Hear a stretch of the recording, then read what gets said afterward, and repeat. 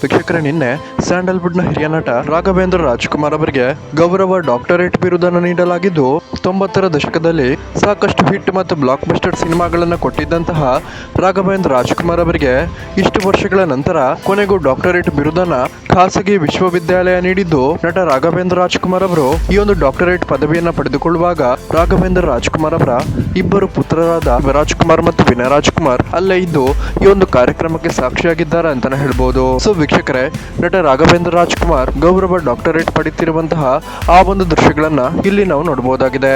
ವೀಕ್ಷಕರೇ, ಯಾರೆಲ್ಲ ರಾಘವೇಂದ್ರ ರಾಜ್ಕುಮಾರ್ ಅವರಿಗೆ ಶುಭ ಹಾರೈಸುತ್ತೀರಾ, ದಯವಿಟ್ಟು ವಿಡಿಯೋಗೊಂದು ಲೈಕ್ ಮಾಡಿ ಮತ್ತು ನಿಮ್ಮ ಒಂದು ಶುಭಾಶಯಗಳನ್ನ ಕಮೆಂಟ್ ಮೂಲಕ ತಿಳಿಸಿ. ಪೂರ್ಣವಾಗಿ ರಾಘವೇಂದ್ರ ಸ್ವಾಮಿಗಳವರ ನಡೆದಾಡಗಳನ್ನು ಹಿಡಿದುಕೊಂಡು ಅವರ ಭಕ್ತರು ಕರೆಸಿಕೊಂಡು